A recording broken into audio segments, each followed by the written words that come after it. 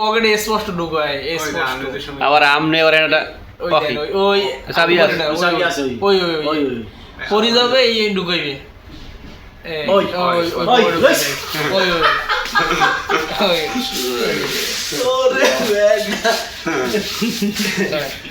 আজকে দুপুরে উনি অফিসে আসেন। আসার পর অফিসে প্রথমে বসেন, বসে থাকার পরে উনি গোপন রেখে সহকারী রুমে যান। রুমে গিয়ে অনেক কিছু কাগজপত্র জমা দেন এবং ওনাকে বলেন যে ওনার যে তদন্ত প্রতিবেদন আছে সেগুলো দেওয়া যাবে কিনা। পরবর্তীতে উনি আবার আমার রুমে আসেন, আবার এসে কথা বলে তদন্ত প্রতিবেদন আমার কাছে চান। তখন সরকারি কমিশনার ভূমি উপস্থিত ছিল। আমি বলি তদন্ত প্রতিবেদন ঊর্ধ্বতন কর্তৃপক্ষ বরাবর পাঠানো হবে, গোপনীয় প্রতিবেদন, এগুলো আপনাকে দেওয়া যাবে না।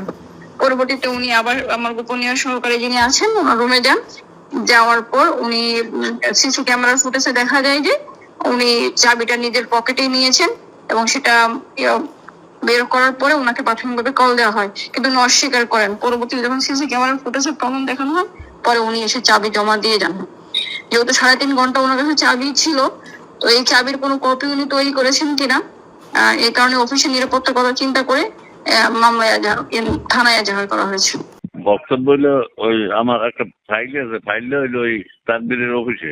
এই ফাইলের উপর একটা চাবির চোখ, আর আমারও চাবির চোখ একই কায়দার, আমারও বড় চোখ একটা চাবি। তা আমি বুঝি আমি হাত দেওয়ার ধরেছি, আমি এক পকেটে লইছি, এই আর কিছু না। আবার বলতে পারেন দিয়েছি না, আর কিছু না। আমার চাবির চোখ হইতে একরকমই, তারপর যে আমার চোখ আমার হাতে ছিল মনে হয় এই